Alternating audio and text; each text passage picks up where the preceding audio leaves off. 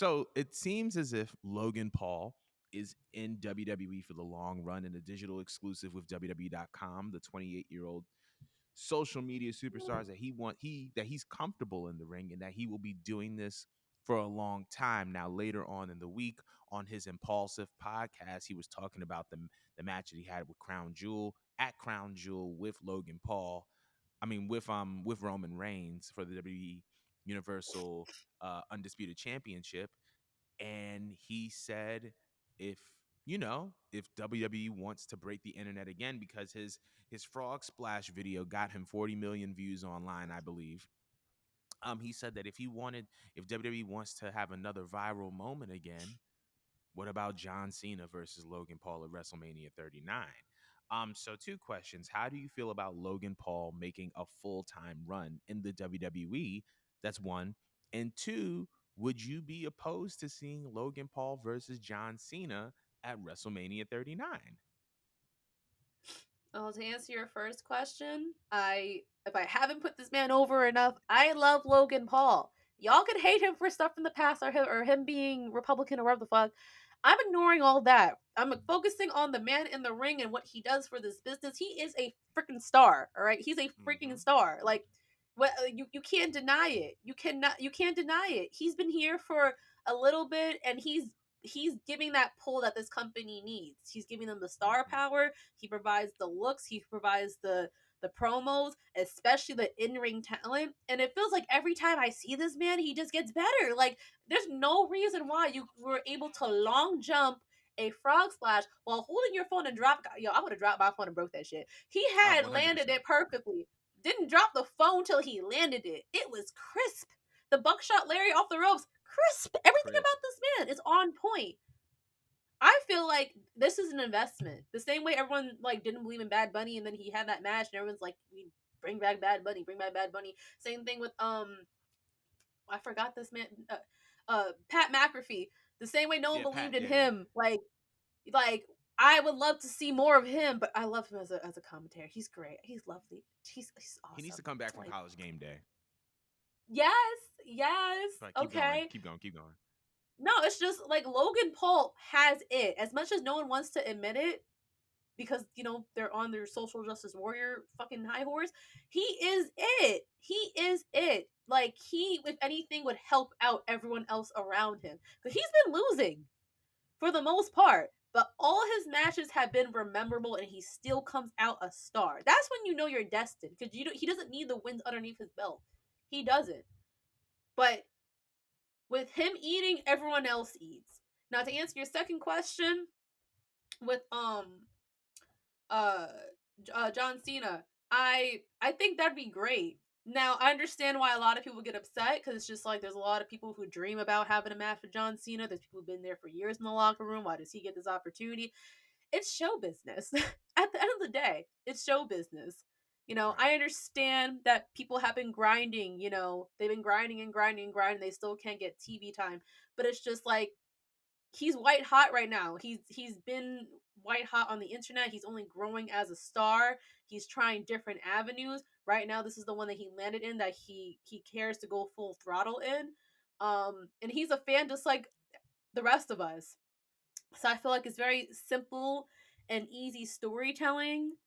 John really doesn't miss with anyone that he works with. He's such an underrated talent. I know everyone thinks he's overrated. I think he's underrated because even when he was in his Fruity Pebble era and he was, you know, I guess doing what Roman Reigns was doing and he was just everywhere and we were sick and tired of seeing him, he was still like working hard and even if he didn't put other people over because that was just the booking, like that man helps. Like he still elevated the company, he still raised the company, and I feel like Logan Paul could kind of do that with John. I feel like there's Mm. money in the match, there's money in the moment.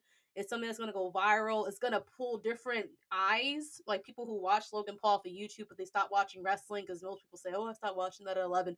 Well, now you're gonna get back some of those viewers. People that Right. listen to his podcast, people that watch him on YouTube. That's what you want, especially in the day and age of social media. Y'all have to think about it from a business standpoint of what this does. Everyone knows John Cena. Everyone and their mama, no matter if you watch wrestling ever a day in your life or not, you know John Cena. And then The outsiders know Logan Paul, whether it's for good or for bad. Mm, Like, it makes money.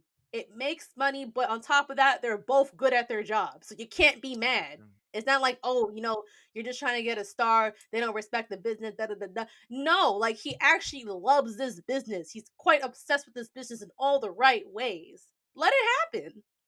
Let it happen. What do you think about this? So for starters, with the first question, I'm gonna go. I'm pulling up my notes. That's why I keep looking back at my phone. Um, That's cool. how do I feel about him making a full time run in WWE? I think it's needed. I think that WWE, unfortunately, they don't have the the variety of mainstream stars that they should have because they only develop with so many over the past 10 years. Roman Reigns being one of them, Sasha Banks being another one, Bianca Belair is being groomed into one. I think The Miz is another one. But, you know, they when it comes to mainstream stars, particularly men, they're kind of lacking in that department. There may be two or three. So when we're talking about talents that can garner mainstream attention and reception, you can't look any further than Logan Paul. And I think that this benefits WWE just as much as it benefits Logan Paul because ever since Logan Paul's been with WWE, you've seen Shawn Michaels, Triple H, Roman Reigns get these interviews on the Impulsive podcast, which is arguably one of the top 5 podcasts in the world. And so that garners the mainstream exposure for WWE that they haven't had in a while. Now, as it pertains to Logan Paul in the ring, as you said, anytime this man has been in the ring, he hasn't missed. He's created memorable moments. He has had matches that have surpassed all the expectations, even when he loses. I think he's won a majority of matches. He won at Mania. He won at SummerSlam. He just lost at Crown Jewel. And speaking of Crown Jewel, it was considered the highest viewed international premium live event that WWE has hosted. And Logan Paul was a big part of that.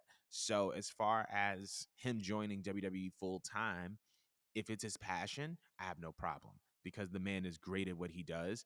And on top of that, it's going to just continue to get um, WWE more exposure and more money. I'm very, very interested to see if Jake Paul gets in the mix because there have been rumors circulating of a potential Usos versus the Pauls at WrestleMania for the tag team titles. And to be honest, I'm not particularly against that. So we'll see what happens with that. Now, as far as Logan Paul versus John Cena at WrestleMania 39, I also say let it happen. This is WrestleMania 39. This is Los Angeles, California. This is the first time you've done a WrestleMania in Los Angeles in almost 20 years. I think the last time they did Mania in LA was WrestleMania 21 at the Staples Center. Ironically, where John Cena won his first WWE championship. But I think that if you're looking to put on a celebrity fueled mega fest um, of wrestling and entertainment, I think the best match that you can have is John Cena versus Logan Paul. And I know it's interesting because we talked about Cena in his matches last weekend. Like I said something about him facing Gunther. You said him facing Carmelo Hayes. And I think that both of those matches would be great. I think they would be great in-ring matches. However, if we're talking about putting butts in the seats and packing 100,000 people into a stadium, John Cena and Logan Paul is going to do that and then some. So I fully am in support of Logan Paul making a full time run in WWE, and I also believe that him and Cena would be a banger at WrestleMania 39, and I also believe that they can put a lot of butts in the seats. Did you have anything else you wanted to say? No, I think you said it pretty well. Cause I mean, man, we were over here thinking about the best people to go against John, but I think this is just perfect, man. I'd be excited to see it. And I was thinking about that match you just said with Jake Paul. That totally skipped my mind because he went viral too, and he was only there for like 2 minutes. Just came out Literally. to a weird entrance song and jumped over the rope, and he went viral and broke the internet too. And he didn't do anything besides carry his bro out. So it's just imagine like how many numbers you could pull having those two matches on a WrestleMania card. It's like, why not? Like the right and moral thing to do is, yes, build new stars, but technically Logan Paul is a new star. He Mm-hmm. and even though he's an outsider, he comes in with clout. You know, he could still use the building too, even though he's very much over. His brother's even over. He just showed up for like 2 minutes, man. That's like awesome. But it's just like this is where the money's at. Take it while you can. Take it while you can. Um, Mm. that's all I gotta say. I agree with you. And speaking of WrestleMania though,